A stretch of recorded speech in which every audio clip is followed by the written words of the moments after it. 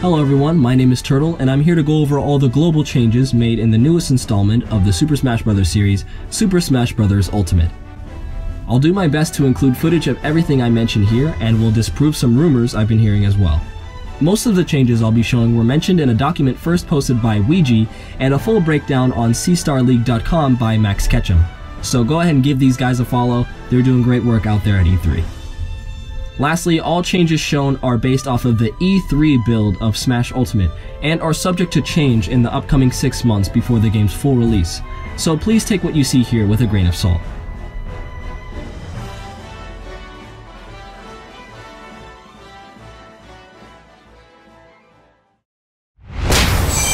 Wave dashing and air dodging.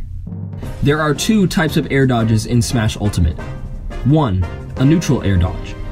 If you press shield in the air without inputting a direction on the control stick, you'll perform a neutral air dodge, similar to the air dodge seen in Smash 4. This neutral air dodge has considerably low landing lag and end lag. Number 2. A directional air dodge. If you press shield in the air while also inputting a direction on the control stick, you'll perform a directional air dodge. This air dodge sends your character flying in the same direction you press on your control stick. Directional air dodging, in exchange for allowing more movement, has a considerable amount of end lag, approximately 2 seconds.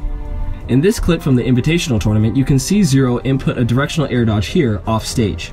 He is unable to input another action until this point. So directional air dodging does not put you in freefall, and you can perform another action afterwards. It just takes quite a while to do so. It also has quite a bit of landing lag. Directional air dodging can also carry your momentum in the ground, resulting in a slide. Now this is where we get into wave dashing. There seems to be a lot of misinformation and confusion surrounding wave dashing, so I'll do my best to explain it very clearly here. Wave dashing is in Smash Bros. Ultimate, but it's altered. It doesn't work the same way that it does in Melee. This is due to the fact that you cannot input a directional air dodge immediately out of your jump. You have to be at a certain height before the game will allow the directional air dodge to take you back to the ground. If you attempt to input a Melee wave dash, it results in a sort of triangle dodge. And because of the increased landing lag on directional air dodges, it takes longer for you to act out of your landing. So you can wave dash, but it's much weaker and slower than in Melee. That being said, it could still have its uses in the metagame as a movement option. This of course also means you can wave land by inputting a directional air dodge diagonally into the ground, that being on a platform or on stage. Dashing. You can now input any action out of a dash. After your initial dash, once your character has entered their full run animation, you can cancel that animation with any action, be it an attack, a B move, or your shield. You can also cancel your skid or turnaround animation with any action except shield. This technique of canceling your skid animation has been dubbed Reverse Ground Rush or RGR for its similarity to the Reverse Aerial Rush as seen in previous games. There is no perfect pivoting, however you can still pivot grab and pivot tilt.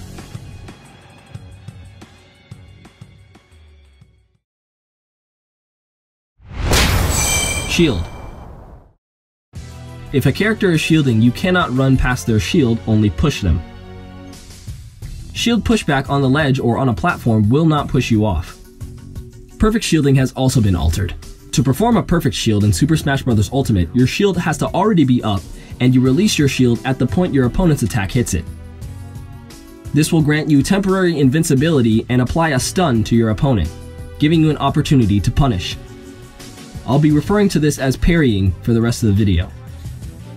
When parrying a move, the amount of time your opponent is stunned is equivalent to the strength of the attack parried.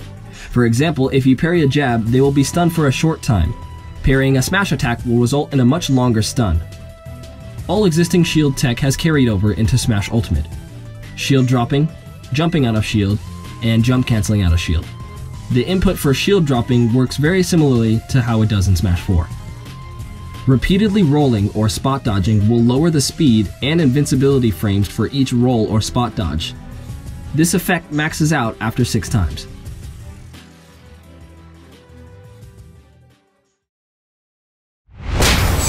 Grabs. By inputting a grab at the same time as your opponent, you can now break their grab. This is known as grab teching. Similar to Smash 4, there is a 1-second timer for re-grabbing your opponent. This effect prevents chain grabbing. There is no grab armor. meaning a grab can be interrupted by an attack. There is armor on throws, meaning that once a character has started their throw animation, it cannot be interrupted by an attack for a certain number of frames, varying for each throw.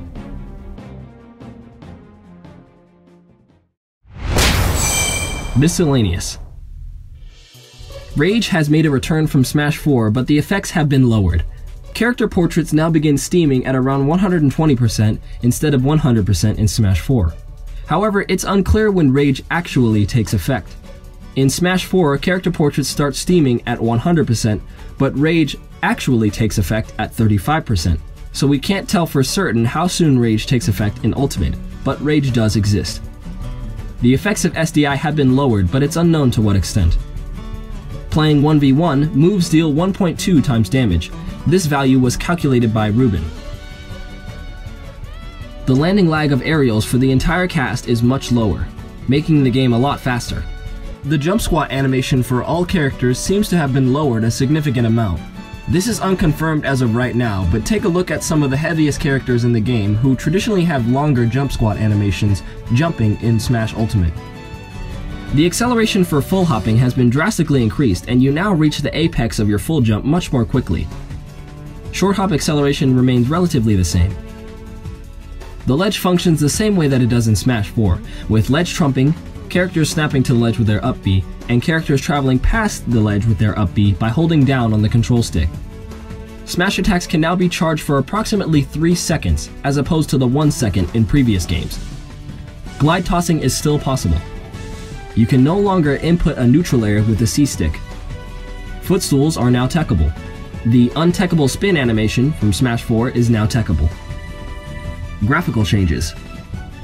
When a character is hit, they give off a trail of smoke. The smoke is the same color as the player that hit that character. For example, if player 1, red, hits player 2, blue, player 2 will fly off and leave a trail of red smoke. And if player 2 hits player 1, the smoke will be blue.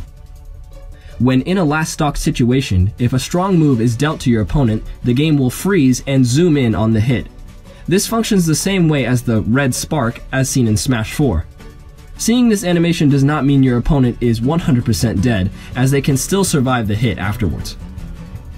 When a character is knocked off screen, instead of a bubble displaying the character, a map of the entire blast zone is shown, giving a much clearer view of your positioning. Icons have been added next to some character portraits to track their abilities. Similar to Little Mac's meter for KO Punch, Cloud's meter is now visible at all times. You can see which item Villager has in their pocket, and you can view the durability of Robin's tome.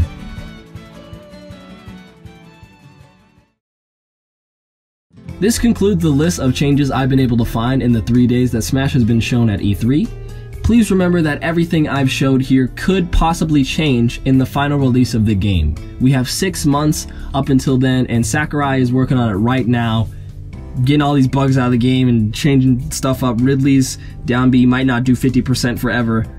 I don't know, so just do what you will with this knowledge. If I've missed anything or gotten anything wrong, please leave a comment down below letting me know, and I may make another video updating you guys on the changes.